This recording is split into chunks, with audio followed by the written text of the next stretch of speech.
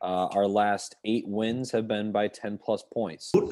We have not lost a game by double digits since Evan Mobley was out.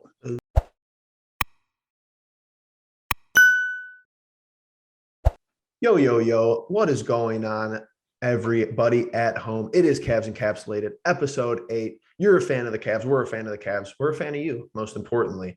We're heading right into it. But before we read scores, which I'm going to read, I'm going to start a new little thing this week. And for episode 8, I'm calling it Comment of the Week. We have our buddy in the comments, Ashton the Joker, a little off topic, but I like that Spider-Man poster Justin has up. I'm just kidding. He did say that, but I'm just kidding. And then he comments, I can definitely see Mobley making the all defensive team. That was 4 days ago. I believe that was on our live stream. So comment of the week, we're throwing some appreciation out to people who have been jumping in for the ride, buckling in for this Cavs season, and hitting that subscribe button, hitting that like button, commenting down below. We do appreciate you. We will shout you out. Quick rundown of scores. Cavaliers on a 4-game winning streak. First, since the last time we were with you here on Cavs Encapsulated, they lost to Milwaukee in a close game, 112-104. Then they beat the Bulls 115-92. Check out our post-game pulse. It will be linked in the and in the description below. We did 45 minutes after that game. Handled the TWolves 123-106. Handled the Kings 117-103. And a nice scrappy victory last night, which we're going to start with 105-94 against the Heat. 4 quick bullet points before I throw it to Logan. 4-game winning streak, 4 wins by double digits, 17-12 overall, 4th in the East, a lot of 4s.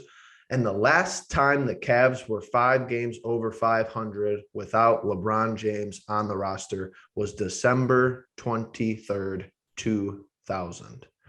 Holy crap. This transition to Isaac Okoro was brought to you by the Cleveland Pulse mug. Look at that. Logan, we're going to get them. Hold on. Don't jump ahead. We're going to start with the 105-94 victory last night, and Logan wants to talk about the emergence in the last 4 games of Isaac Okoro.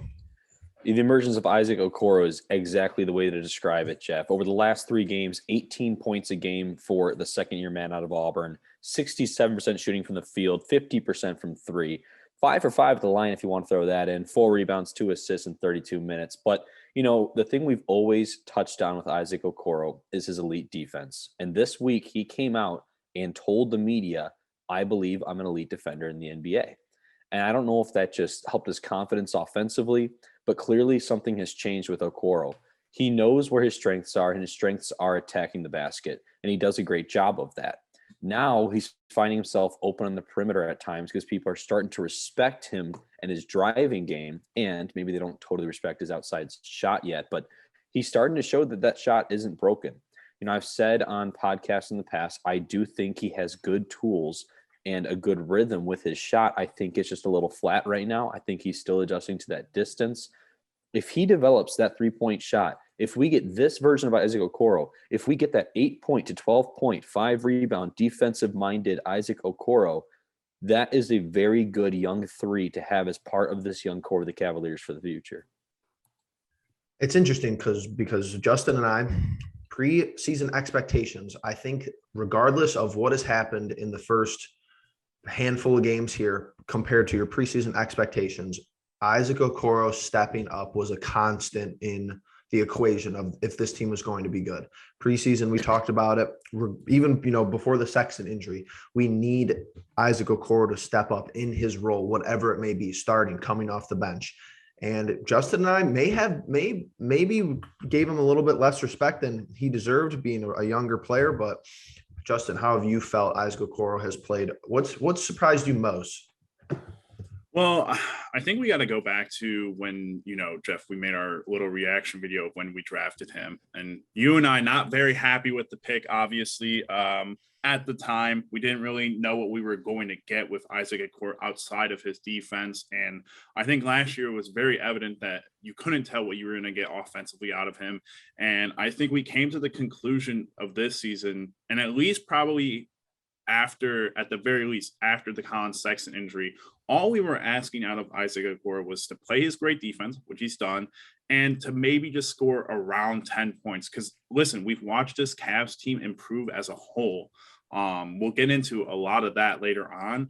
But Isaac Okoro doesn't need to be some stout offensive player that, consistently drops 15 points a game. We just don't need that. Yeah. If he drops somewhere around 10 points a night, that's great. I think the biggest thing coming into this season for me was, can he actually improve his offensive game? He's a super scrappy dude and he runs the floor very well. However, he's had some questionable finishing attempts and he's had questionable, 3-point shooting. I think in these last 3 games, we've seen a lot of improvement on all ends of the court. I think his finishing has been really good because of how he runs the court. And just like Logan was saying, I think he was kind of just out of the groove to start the season off, but he's really finding his role now. So I just think it's a matter of everyone, I think Isaac Okoro was the one guy who probably before coming into this season didn't know what his role was and has now found it and is now rolling just like other Cavs players have. I also think last year in his rookie year and certainly through the first probably 10 games of the season, I started to question, is he scared on offense? Like, does he realize that he has his shortcomings? Does he realize he doesn't have the most effective shot and he doesn't have, maybe the best, I don't know. I don't know where I'm going with that, but maybe he doesn't have the best move set, I guess, the elite skill set that gets you by the defenders of today's NBA. And I think him just shooting the 3 more over the last few games, and we saw him miss a lot of them, but I think him just getting more shots up slowly built that confidence to a point where now he's willing to shoot, but also be smart about it. Because, this will be a good transition to our first game that we're going to talk about. Last night, the Miami Heat were kind of, here they come, 5-point game, and they kicked it to Okoro in that right corner. And when he released it, I had no regrets about him shooting that shot. He drilled it, and, from there on, the Cavaliers really controlled the rest of the game after that big shot. Talk about best case scenario, though, something that I did not expect coming into this season. I knew that I was hoping, like Justin said, that Okoro was going to improve his game offensively, and I knew that other players hopefully would as well. But in a best case scenario, opposing teams, this is who they have to guard at the 3-point line: Garland, Markkanen, Mobley, Rubio, Love, Okoro in the best case scenario. Lamar Stevens off the bench can hit threes. Not to mention Dylan Windler is in the G League, someone who we saw flashes of early in the season that could hit 3-point shots. So this offense is way more spaced out in unison with the bigs. I saw somebody tweet yesterday, there's no reason this Cavs team should work out, with like laughing emojis. And it is kind of true. It's been impressive. It's been just all the praise to JB Bickerstaff. I think we have design plays. I think I'm seeing design plays in the NBA when I'm watching the highlights in the first time in a while, which I know we had no design plays when LeBron was here within his both stints, but unless they were to LeBron. So it's not really iso ball. I see some good passing. The ball movement is exquisite. And I'm going to stick on the Heat game, just for a little bit longer, because out of the 2 major stat categories here, game leaders in points for the Cleveland Cavaliers in 2021 is Kevin Love with 23, and he leads the team with rebounds with 9. Another game where we're 4 starters in double digits. Mobley has 9. Couldn't get there with 5, but how, once again, Logan, I thought we were talking about this last week and it hasn't gone away. The bench presence. We have 2 6-man of the year candidates, not even halfway into the season. I think that's fair. Kevin Love, you talk about him over the last 5 games, he's got at least 3 threes in those 5 games, shooting 51% over that span from the long line. He's averaging 16 points and 7 rebounds, which is great. And then you look at he's doing that in just 19.8 minutes a game. This is the most fun I've seen Kevin Love have on the Cavaliers. Yeah. I really do think that. Aside from the final tick spin off in Golden State in Game 7, he has been as expressive as it comes on that sideline, jumping up and down, fist bumping, laughing, smiling, running on the floor. And he looks motivated. In that third quarter, as we talk about this Miami game, he's the one that paced the Cavaliers. He had all 23 of his points in that second half. I believe it was it 12 in that third quarter or I think 11, I don't know, something like that. Drilling 3-pointers, making big shots, wanting the rebound. I saw a few Minnesota rebounds, a few Minnesota Kevin Love rebounds. There we go. There's a few times where he went up amongst the trees or against a guy that was trying to undercut him. He would grab that ball over their head, rip it down and pound it. and just some really big rebounds that end up turning down into points, the other way. He was aggressive. He was excited to play basketball, and that's the kind of Kevin Love we like, is the one that just has the right mindset going into a game. He's had the right mindset, so far this season. Justin, another unexpected hero for this team, Kevin Love. Do you think that him coming off the bench has made a huge difference? Where I know you've talked about this, where some people it's a mental thing. I think we see it with Chetty Osman too. Is there just less weight on him to provide, and it is actually working out in his favor? I feel like there's less, weight on his shoulders for sure. I feel like there's less like criticisms for him for the things he does coming off the bench. He could have poor shooting nights, and I don't think people will really get on him anymore about that because of who we have around him. And before that, who was around him, guys that really weren't being able to spread the floor very well. I think that's probably the biggest thing. I think Kevin Love does his best work when we can space guys around and get guys moving outside of him. Because let's be honest, Kevin Love, he's not, they make the joke about Ben Roethlisberger in his, whatever season in the NFL right now. He doesn't move too well. Kevin Love, kind of similar, doesn't move fantastic, but moves well enough to get into space and get those wide open threes. True. He's probably, the one guy on our team that if you get him the three ball and it's an open look, he's probably the guy that's most consistent with it. Maybe Chetty after that, but he's just doing a lot of things that I think he's comfortable with now. And, asking him to carry the workload after post LeBron and post Kyrie just wasn't it. And it wasn't really going to ever be that way, because even in Minnesota, they weren't winning too many games, but he was still a great player. And I think he's transitioned back into that kind of role where he's doing the things that he's comfortable with. Right, Justin, a defined role, right? When he came to Cleveland the first time, it said spot up, shoot, grab rebounds. That's about it. Well, I'm the third best player on the team. Why am I not expected to do more? Just do that. Get away. That's kind of what they were telling Kevin Love. Nowadays, they're like, hey, the bench is yours. You and Rubio have this great synergy with each other. I think we like you guys playing together, and you guys just kind of dominate, run that pick and roll, hit the guys in the corners, constantly be active on defense. They gave him a defined role, I think, for the first time in his Cleveland career. He was always known as a third guy in that big three, but how many times did we offer a different option at that third position? Now he knows, okay, I am the sixth, seventh man on this team, and he's taking a lot of pride. That takes, a lot of pride, to say this is where I'm at this point in my career, and I'm just going to take it and run with it. And I think a lot of people gained even more respect for Kevin Love, this season. I'm glad Justin brought up Chetty, someone I totally left off that 3-point, prowess list. I didn't know if you said it at the very top or if I had just missed it, but I thought so too. Chetty makes it 8 rotational players, and I don't even have Dean Wade in there. I'll leave Dean Wade off that list, but basically the only guy on the team, especially the last 4 games, you don't have to guard at the 3-point line is Jarrett Allen. And of course you wouldn't, because he's never out there anyway. So we have a lot of firepower potential, and that's the perfect segue into mostly the highlight of the week, which would be the first half against the Kings. This game ended up 117-103, 36 in the first quarter for us, 45 bomb in the second quarter for the Cavaliers, 81-point half.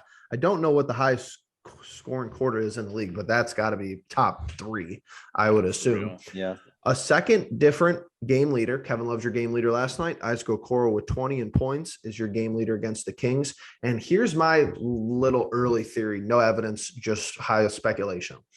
When we play these teams that are not very good, and this is why I text you guys, I'm in the chat. Who is Okoro guarding? I ask it every night, and I haven't been able to watch some of these games, been doing finals and stuff like that. Pretty busy. Yeah. When you see this was when we drafted him, that I don't know if he was pro comp by the scouts to Kawhi Leonard, but I think after watching him in college, his ceiling could be Kawhi Leonard. Best case scenario, 10 out of 10. But the first 6 or 7 years or 5 years of Kawhi Leonard's career, he couldn't produce offensively because he was so worried about playing defense. I think you're already seeing that with Isaac Okoro. I think when you see us play the Suns, when he has to cover Devin Booker, he's wrapped up playing defense. He might not be putting as 100% effort into the offensive side of the ball. His legs are not 100% shooting the jumper. Similarly, when maybe we were playing the Bucks, now you see us playing these teams. Like, who is he guarding on the Kings? I don't even know. I couldn't even tell you, but he's not guarding a potential all-star. He wasn't guarding a potential all-star last night in the first Miami game. He's guarding DeMarcus Robinson, or Duncan Robinson, who had 1 3. He's such a nobody. I don't even know his name because Isaac Okoro is just clamping him down. 1 of 12 and threes in the season series. But Logan, was that the most explosive offensive single quarter performance? That was like Golden State level stuff right there. Like up and down the court, threes, dunks, everything. I actually had flashbacks, and I don't know if you guys remember this game. It's such a weird memory that maybe I just have. I remember when the Cavaliers traded for J.R. Smith and Iman Shumpert, and I think a couple games later we were in Charlotte. And the second quarter, J.R. Smith had that half-court lob to LeBron James, and we went 60-27. I think that was the moment we're like, oh, yeah, no, this team's for real now. It kind of felt like that quarter where, like, blocks on one end, runouts the other way, alley-oop jams. And I even said to Jeff before we got on, Harlem Globetrotter-esque second quarter from the Cavaliers. I mean, we're talking transition triples. We're talking crossover moves, putting guys on the ground. I mean, the biggest play, and I think you guys know exactly what I'm talking about, Jarrett Allen, the rejection, the lead out to Garland, the underhand scoop toilet bowl lob to Mobley for the two-hand jam for the exclamation point. They were having fun. And the fans were having fun. When's the last time that Cleveland Cavaliers were this much fun? That second quarter was kind of like the we've arrived moment in the NBA, kind of like that game I talked about against Charlotte in 2015. That felt like the game where we're really showing, yes, it's the Kings. Well, yes, it was the Hornets, right? But you're seeing how this team comes together. Didn't love the second half. I'm not that worried about it because we just had enough highlights for a season in the first half. But just all around, again, a fun team. And people are tired of hearing that on Twitter. That's like a meme going on right now. That how many games is it going to take for you guys to realize that this team isn't just fun? Like, they're really fun. And, you know, that this was the game that really showed it to me. Justin, last 4 games, we've held opponents to 92, 106, 103, and 94. How has the defense – I ask you about defense every week because I think it transitions to our offense the best. But that play Logan described, Jared Allen to Garland to Mobley, that's your core. That's your core of this team, is it not? Yeah. It's so good. It's such and I love the Harlem Globetrotters reference because I was thinking more along to like that second quarter just reminds me of like the fourth quarter in all-star games where like one team's down severely, so they just score a bunch of points, but we were up and we were still scoring points with ease and just doing things that were real fun. My goodness. The defense, I mean, we've just been talking about it. Like we've just have guys that know what they're doing and know what the role is on this team in terms of defense. You get your perimeter guys and Okoro and Garland's playing. I think Garland's playing some of the best defense of his career. It might not be fantastic, but it might not be Okoro level, but he knows what he's doing and going over picks and such and getting on top of guys early that it's just so simple to watch. And it's like, how are other teams not replicating what we're doing? Is it because of the lineups that we have? Is it because of, you know, who knows what factors? I mean, it's just incredible to think that JB Bickerstaff, we questioned him for a year and a half now, and he's gotten a team with a lineup that we never expected to do well, especially offensively, to be as good as they are defensively. And it's just a wonder that like other teams in the league have not figured it out yet. Yeah. Really, though, it is. I'm telling you, it's one of those things where other teams, if you do not have a 1A tier coach, which I am a little bit surprised and also very impressed that even with Miami's plethora of injuries that Eric Spoelstra could not take one from us. That's pretty much, you know, I thought he was going to for sure split and beat us down there.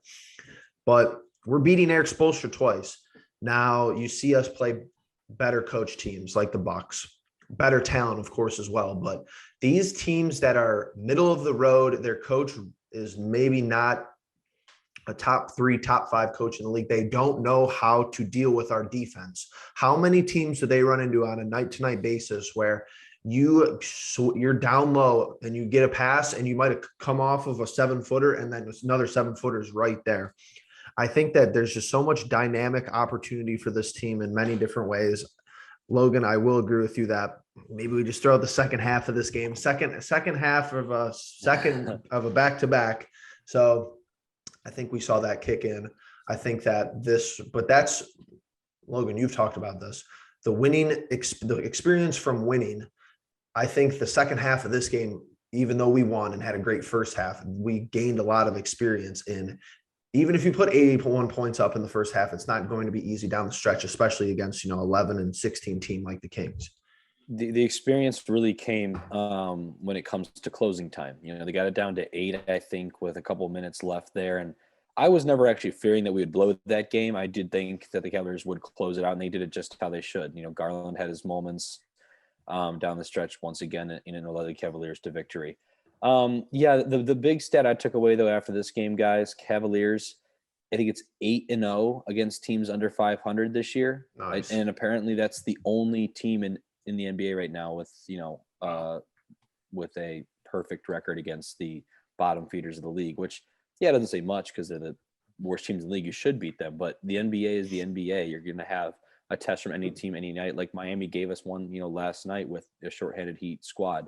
I think it's a very impressive mark and shows the maturity of the Cavaliers.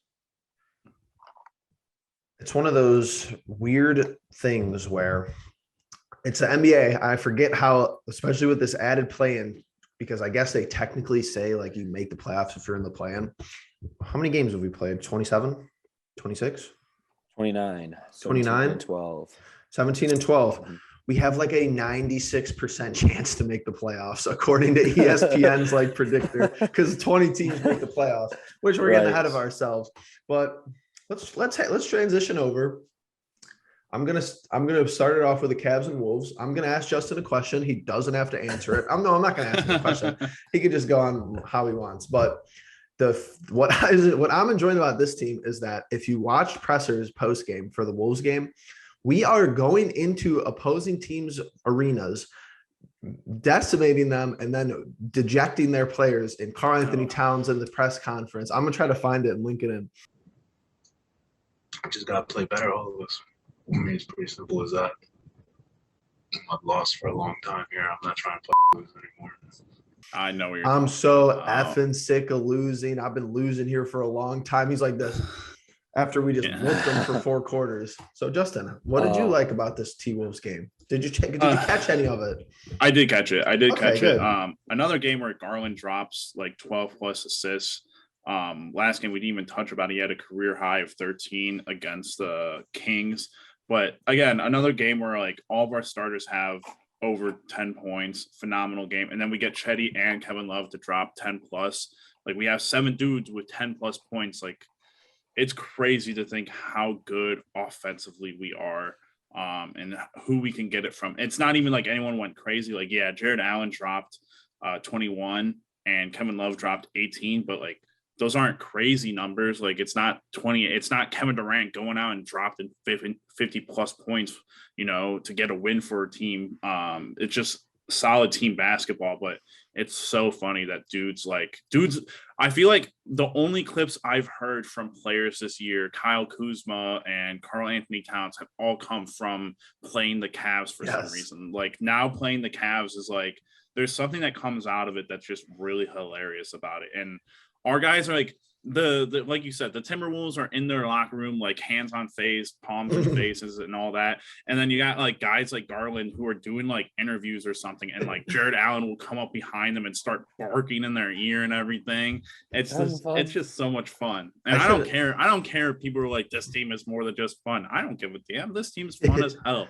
Yeah, it's fun and they're good. Like what else? That's how it's supposed to be. Like your teams, listen, me and Jeff experiencing a whole different side of winning with the Browns this year compared to last year, where it was fun last year. Now this hands year and win, face. and we have a nauseating conversation for. I think we did that thing for an hour after Sunday, Jeff, where it's like, man, we won that game, but did we really win that game? Right. Well, I should have known that you were going to have your popcorn and your favorite weekday beverage, as John Michael says, because that game was, Garland 3, Buddy Hield 3. So nice little tryout maybe for Buddy Hield for the Cavs. Yeah. I don't know if it's in the cards, but 21 for 7 for 3, the field goal, and you were pointing it out. Who, Tristan Thompson? Tristan Thompson, Davian Mitchell, Buddy Hield. Buddy Hield is a stud, though. It would be nice to have Buddy Hield 3. Logan, would you like to join this conversation? Game, I'm lost. Are we in the TWolves game? Are we on? We're back. We're I made the point about the Kings game where he had 13 as a career high, but okay. We're at the Timberwolves. Yeah, Karl-Anthony Towns. Justin likes Buddy Hield. Yeah. Okay. All right. I like Buddy Hield too. And I'll talk to you about the game. Yeah. What did Anthony Edwards do in this game? I did not watch one of it. He shot 6 of 17, if I'm not mistaken. I'm taking a look. 1 for 8 from 3. 17. Whoops. 13 points. He made him work hard. Just like hold on. Justin. Go ahead. Justin is just yes or no. Then we'll go to Logan. Is Darius Garland better than De'Aaron Fox? Yes. Yes, it's easy. It's so easy. Dog, this T-Wolves recap by Logan is brought to you by Finnegan. Yeah. Sorry, he's being a menace right now. He was like chewing on the cabinet. We have merch and a mascot. We leave for 7 days. Talking about barking. Exactly. So, talking about the Minnesota game, this is what I'm going to say. I look like a moron because I said this was the game we'd lose in the last 4. And I think the Cavaliers made it obvious about 6 minutes in they weren't going to lose that game. Yep. 20-4, correct? I believe so. And when we talked on that live stream, I think one of our questions was, what happened to the lobs, right? What happened to the connection from Garland to Allen, Garland to Markkanen, Garland to Mobley? Well, they found it. Especially in this game, they were lobbing all over the place, leading the league in dunks. And they had, I think, 14 or something. They had something stupid in this game. I can't remember what the number was. And that continued on to the next 3. I think this game kind of set that tone for what was coming, for the rest of the week. Just an all-around team effort, moving that basketball per usual. Justin mentioned some of the stats. Garland, the 12 points and the 12 assists.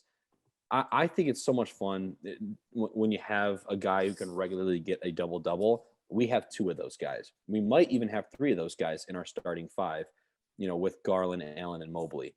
When you have guys that can fill just about every statistic and do it so effectively like those 3 can, it's really fun. And I got a kick out of Kevin Love, 18 points, 13 rebounds, 4 assists in his return to Minnesota. Ricky Rubio, just the 6 points, just the 4 rebounds, but the 8 assists. The 2 former Minnesotans. What do they call them, guys? Is that correct? I think that's correct. I think that's pretty about correct. Right. Returning and really playing well off that bench and leading the way. So a lot of fun in this Minnesota game. An overall fun week of basketball for the Cavaliers. And, I'm just hoping they can keep it going. I mean, we're going to play a lot tougher teams, and with Milwaukee coming up especially. This was a good little stretch just to get that momentum going, and hopefully the Cavaliers, keep themselves at bay, understanding, there's bigger teams, better teams, coming. I don't think Minnesota made you look bad. I mean, we were all technically wrong in our predictions, going 3-1. I've never loved. We were trying to keep it. Listen, I think we all said, all right, we're going to try to keep it optimistic but realistic, trying to go 3-1, but with realization of injuries and stuff, and yes, Anthony Edwards has been playing really well. I think we were all pretty justified in our predictions. So, did we miss a whole game in our predictions, or did we? No. Did we predict 4, or did we predict? Oh no, the Bucks game was on. We predicted 4. We predict 4. Oh, the Bucks game was on Monday, was it not? It sure was. Yeah. Oh, we already reacted to the Bucks game. All right, I thought we had. I don't know what's going on with the schedule, so we're 4-0 this week. Let's go. I'm gonna try to get a running counter of our predictions. I'm going to go back and find the episode we started doing that to see who's really getting. Let's just start it now. I feel like for some reason I might be behind. No. I have a couple that are right, Justin. Let's I think we predicted the same records like a couple times though, so it's going to be close. But another game where Cavs of the past, Cavs of last year specifically, and definitely the year before that, I think they would have played down to this team. Once again, I'm going to pound the table on it. I have not seen us play down to an opponent, one. And two, I don't think maybe the Wizards game that we lost because of the at the end, maybe the only disappointing loss. I have not seen a disappointing loss where it was like we blew a big 20-point lead and lost. We should have beat the team and lost. We've lost to teams that are good. Milwaukee, Utah. Those games happen to be back to back. That was fun. The Suns twice. We beat teams who we should have beat, especially who are injured. I think you saw that with Miami. Both games we've played them. And the Bulls, which is the last game we're going to talk about today. The 115-92. We did go live after this. Once again, I think this was did we have 4 different game leaders for scoring this week? I think we might have. Probably. Which is impressive. Garland with 24. I know Love Jared last Allen, night. 21. Yep. Okoro, 20, I believe, and then Kevin Love. Yep. So 4 different game high scores. So it's pick your poison. You better have 2 to 3 to 4 good defenders on your starting roster, or you're going to have a tough time with this Cleveland Cavaliers lineup. Wouldn't you agree, Logan? Yeah, absolutely. I mean, this is the Cavaliers nowadays, right, guys? I mean, it's just balanced all around. A balanced attack. It is so freaking effective. I kind of compare it, and I might be jumping the gun a little bit. It's kind of like that 2004 Pistons squad of. I've already compared Darius Garland to Chauncey Billups in a lot of ways before. Maybe a better handle for Garland. Billups, Hamilton, Tayshaun Prince, and then your 2 bigs, Wallace and Wallace, Mobley and Allen in this situation. Just a balanced attack. Yes, there could be some future all-stars in this team, but I mean, just a team that in any night a different guy can hurt you. So and that's what makes them truly, truly unpredictable and truly hard to play. Justin, anything that you didn't get off your chest in the Bulls recap, the live stream that you could think about? They have a lot of guys in COVID protocol. Kind of feel bad for them. So definitely a depleted team, but a good win nonetheless. Yeah, I don't think I really have a point to make on this game particularly. I think my point is going to come from what we've been talking about in terms of playing down and playing up to teams. We played a couple of bad teams, a couple of teams that were depleted. And so we got our 4-game win streak. It's very nice. But like Logan alluded to earlier, we're going to be playing a couple of harder teams and a couple more comparable teams to what we might be seeing later on in the season coming up. I would really like to see, you were talking about who our leading scorers were. Well, I think, with Milwaukee, there's going to be definitely stats to be watching in that game.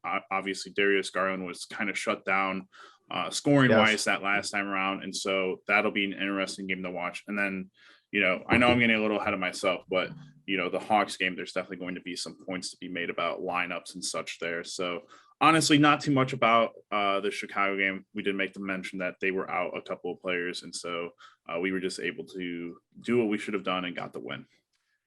I'm glad though, because we're headed to predictions. So I'm glad that you brought that up. Yep, only 3 games before the next time we meet. 3 games, and they're scheduled in my least favorite manner to make predictions because we have the Rockets at home tomorrow, which is cool. And then what is tomorrow? Tuesday? What do we have? 4 days off between the Bucks? Tomorrow is Wednesday. Tomorrow is Wednesday because we're your Tuesday show. You walked right into that one. Just kidding. Thanks for. All right. So today's Tuesday. I don't know what day of the month it is. We got finals right now, Jeff. Us college students. Logan's sitting at home. Dude, I'm literally in a 6-hour. He's already an adult. adult. And I'm like, oh, we're up 9. Like, okay, here we go. But so you were your Tuesday show. So tomorrow's Wednesday. Then we'll have Thursday, Friday. So it's only 2 days off. Okay, it's better than I thought because I don't know what day it is. I'm saying we beat the Rockets at home. Rockets are playing good basketball, which we thought the Timberwolves were playing good basketball too. And Cavs proved us wrong there. So I'm gonna say we beat the Rockets. My whole prediction hinges on us beating the Rockets because I think if we lose to the Rockets, I think we're going to lose to the Bucks. But I think if we're on a 5-gamer going into Milwaukee, that's your best case scenario. I'm going to say we beat the Bucks, revenge game. I don't have any reason to believe that Jared Allen can't go toe-to-toe with Giannis again. If you check the stats in the first game, it was pretty similar. And with our bigs, we're the best Giannis stopper in the East.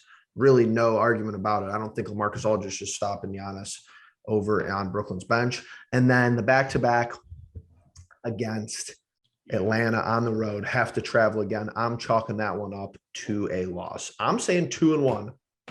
Logan? I'm going to follow your lead on this one, Jeff. Stop it. Our records are going to be the same all year. I like the 2-1 prediction. That Atlanta game does kind of scare me. Especially because the Hawks are definitely pissed after losing that first game to us. They got off to a really bad start this year, and now they're playing, better, but they're still being humbled by some of the better teams. I think the Cavaliers kind of one of those teams that's like kind of on par with Atlanta right now. I think they're the two teams that are the up-and-comers in the Eastern Conference. And I think at home, they want to end that streak for the Cavaliers. They want to, get their season going, get that signature win and really get going. I like what you're thinking. I think Jalen Green in that Houston game, he's playing, right? I haven't caught up much with him. He for some reason wants to play this. He wants to play this victim of, I should have been picked first. Or and then he holds grudges against pretty much every team that was, in the top 5 for drafting. Like, I want Mobley to kind of just shut him up, and the Cavaliers win that game. Milwaukee, I kind of agree with you, Jeff. Shut down Giannis. Hopefully you can shut down the rest. Chris Middleton has historically very good numbers against the Cavaliers. I don't know why. He's a good player, but 2, he just really likes playing the Cavaliers. Yeah, he does. But I do like the idea of revenge. I like the idea of going in there with momentum. I wonder if we've played, some pretty bad teams though over the last 4 that maybe that Milwaukee game could be a rude awakening. But I think the rude awakening probably comes a day later on the back-to-back in Atlanta, 2-1. So same as me. Okay, I'm marking these down. We're not escaping these, boys. But Justin, please go back and get them going. Justin, tell us that you have. I've got to be different. I've got to be different. Yes. I'm gonna go with a storyline that's Jeff's favorite thing in NFL. Revenge games. We got Kevin Porter Jr. coming back to Cleveland after being traded. Oh no! Revenge game. He's gonna drop this game. The Cavs. Stop.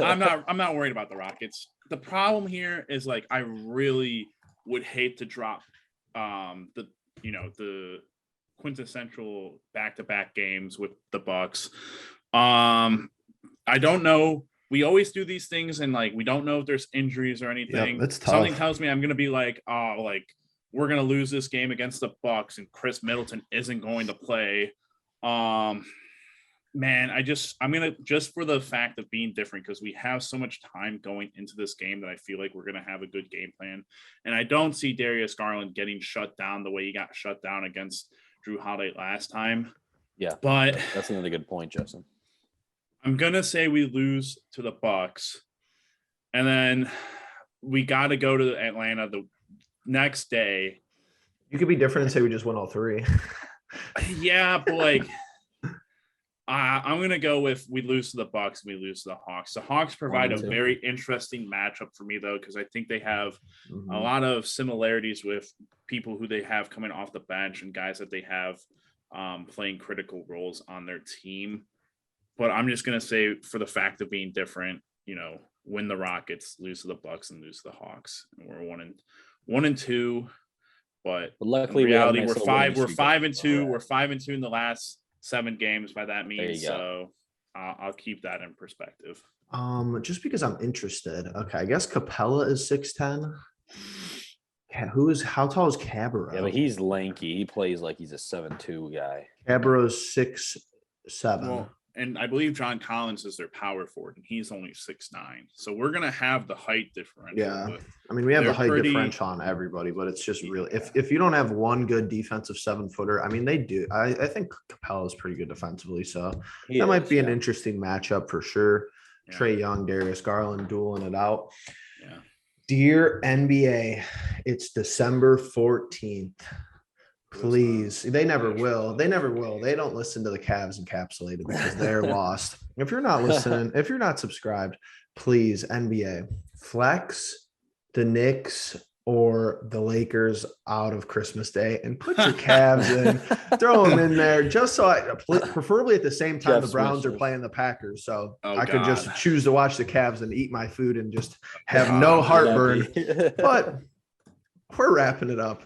We're your Tuesday show. Anything else, Logan? Give us some words of advice before we hop off. words of advice: 4-game win streak, 8 wins in the last 10, guys. Our last 8 wins have been by 10 plus points. Yep. We've also, in those 8 wins, played some, lesser opponents. We're going to have 2 tough opponents this week. If the Cavaliers go 1-2, like Justin says, but once again are competitive, I have no problems with that. This is a team that has had a nice little stretch here. Every now and then you got to come back down to earth. Yeah. I personally don't know if they will. I think they will go 2-1 in this week, and I really hope they do. And Justin can look like a I hope moron. I'm wrong. I hope I'm wrong. but yeah, I think when it comes to the Cavaliers, continue what you're doing. Isaac Okoro, I'd like to see him have another game of 10 plus. I think my goal for the Cavaliers, Okoro in his next 3 games, I'd like 2 more games of 10 plus points. Jarrett Allen, and I'd like 3 straight double doubles. I'm trying to think of like some challenges that maybe we could come back to later on. And Darius Garland, I think that matchup with Trae Young match Trae Young's production. That's going to be the toughest one of the 3. But I think if Garland does match Trae Young in that game, very well the Cavaliers could win on the second night of a back-to-back. Okay. Justin, anything on your mind? Do you have a cool We quote? We have not lost a game by double digits since Evan Mobley was out against the Golden State Warriors, which, I mean, that's almost a full month Double ago. going to the 4th quarter. So, keeping it close has been the one thing that the Cavs have always done in wins and in losses, more especially in losses to good teams. So, it's kind of like that conversation that Browns fans had a decade ago of, I just want to be playing meaningful games in December. Well, I want to be playing meaningful games in the 4th quarter of the NBA. And I think we've been doing that all season long. So I like to keep that trend going. Well, thanks, guys. You just made making my intro a lot easier because I'm just going to rip this and just put it at the front. So thanks. But no, for real, it's been a great time. It's been 8 weeks in a row. And listen up, especially people over at the Cleveland Guardians organization. Justin and I start the Cleveland Pulse. The Browns, we talk about the Browns, they're just magically good. We bring Logan on, we got a weekly show. The Cavs are playing their best basketball in the last 20 years. On for the Guardians. The Guardians are next. Just wait till we start a Guardians weekly show. World Series it is. Hopefully they blow the 3-1 lead. This has been Cavs Encapsulated. We're signing off. Make sure you hit that like button. Make sure you hit that subscribe button. Comment down below if you made it this far. If you made it this far, the word of the video is banana. Comment banana. We know who did it. And with that being said, we'll see you next week. Make sure you let them know.